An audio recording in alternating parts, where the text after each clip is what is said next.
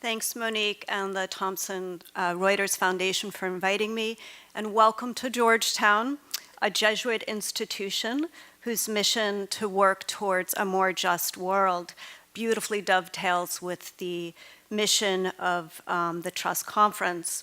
It's an honor to kick off the day's thoughtful and urgent panel topics. Around the globe, we are witnessing an alarming rise of anti-immigrant rhetoric, violence, policing, and policies. My remarks today will address the relationship between trafficking and the criminalization of immigration. My main message is simple: anti-immigrant policies make trafficking possible. Policies that push migrants to live and work in the shadows make them perfect prey for abusive employers. Through immigration and labor reforms, we could prevent many cases of trafficking, but we cannot effectively fight trafficking when migrants fear reporting exploitation and abuse. As an anthropologist, I've traveled throughout the United States over the past decade, speaking with undocumented people, researching 2 books. My book, Life Interrupted, follows the first trafficking survivors to receive trafficking visas and resettle in the US. The individuals that the US government designates as trafficked are just a small part of a much larger story of everyday exploitation of migrant workers in the US. Trafficking into forced labor is on the extreme end of a continuum of abuse of undocumented workers and workers with temporary visas. While meeting trafficking survivors at migrant rights and worker rights organizations, I also met undocumented migrants who had experienced exploitation, just not enough exploitation to qualify them for trafficking visas. Their experience of what I call almost trafficking, a labor purgatory, inspired my current book project entitled Life Without Papers. In this new book, I tell the larger story of how undocumented people navigate the constant threat of detection, detention, and deportation. As part of the research for the book, I drove coast to coast last summer, from Jacksonville to San Diego, inside the 100-mile border zone, which is an enhanced immigration enforcement zone. Since Donald Trump was elected, I plan to retrace my steps this coming summer to find out the strategies and practices undocumented migrants are putting into place to stay safe in this immigration enforcement hot zone. The hundreds of undocumented migrants I have met over the years all experienced some degree of exploitation at some point. Whether in fields, factories, or homes, migrant workers regularly encounter labor abuses such as wage theft, fees for equipment or rides, denial of bathroom breaks or water, exposure to pesticides, and sexual assault. Employers and recruiters often threaten deportation if workers complain. This intimidation silences workers and allows employers to get away with violations of US labor law. The result is rampant and unfettered exploitation. Trafficking is an extreme version of migrant exploitation. The legal definition of trafficking is laboring under force, fraud, or coercion.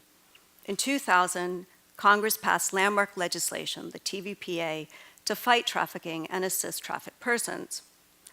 The legislation annually permits the US to issue up to 5,000 trafficking visas, called T-visas, to survivors. The trafficking survivors I met were among the first to receive these T-visas.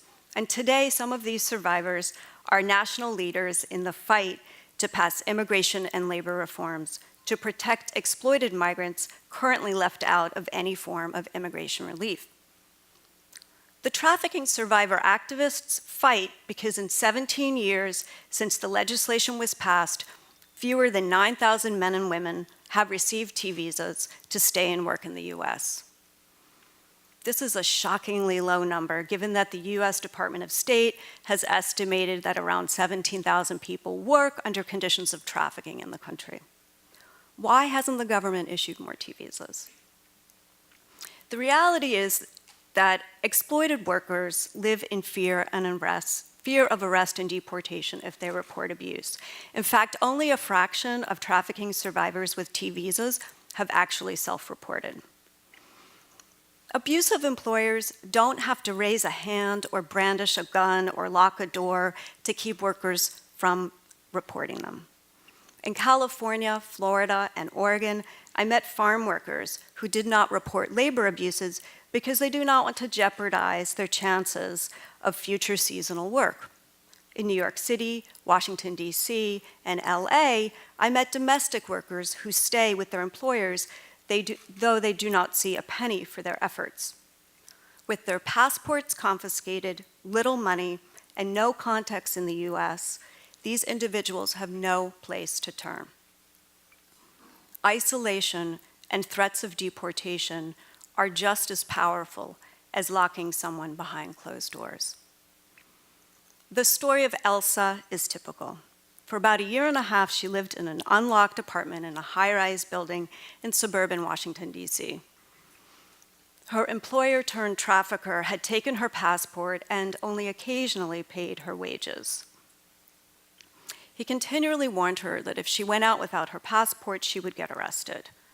She was so isolated that she turned to her family in her native Africa to help her escape.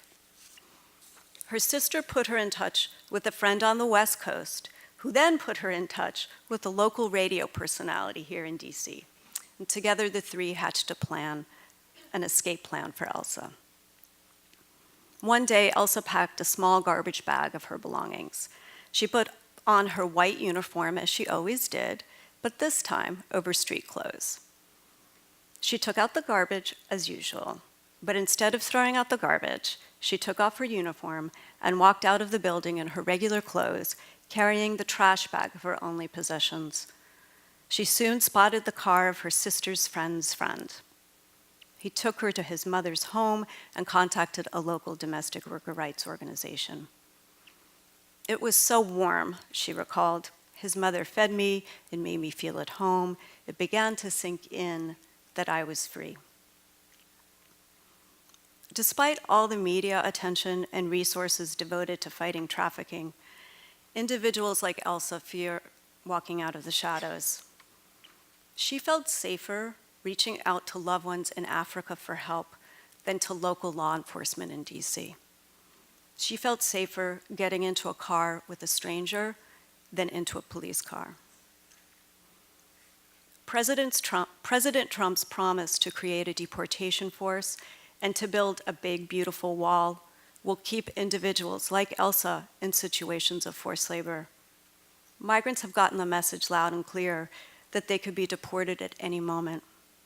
Like Elsa, they go to great lengths to avoid any contact with authorities and remain undetected.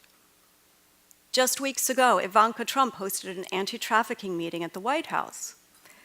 Not a single trafficking survivor was invited, explained a leader in the survivor community at an Easter picnic in a Los Angeles park. Pointing to the dozen members of a survivor caucus hiding plastic Easter eggs for their children, the leader in the survivor community assured me, "We survivors know why people stay in their situation of trafficking, and we know how to support them after they leave." The Trump administration should reach out to trafficking survivors, the true experts on trafficking. Working with migrant communities and not criminalizing them is essential to preventing trafficking and finding and assisting trafficking survivors. Providing greater labor protections and immigration relief for all workers, not just the most egregiously abused, could stop trafficking before it starts. Farm workers, like those at the Coalition of Immokalee Workers in Florida or at Líderes Campesinas in California, and domestic workers, like those at Damayan in New York City and at Casa de Maryland, conduct low-cost and highly effective Know Your Rights workshops in living rooms, bus stops, and parks. These are the front lines of anti-trafficking work. As a domestic worker explained, we are creating an army of domestic workers who can spot trafficking as it's unfolding. You don't need a lawyer to know you are trafficked, she assured. You should be able to decipher this. You should be able to calculate your hours and wages. President Trump's vilification of migrants and his vow to round up our neighbors, silence exploited workers, and unravel efforts to fight trafficking. Abusive employers will exploit with impunity, and trafficking will skyrocket under President Trump. We cannot fight trafficking when 11 million individuals live and work in the shadows. We need policies that offer protections, not handcuffs. Thank you.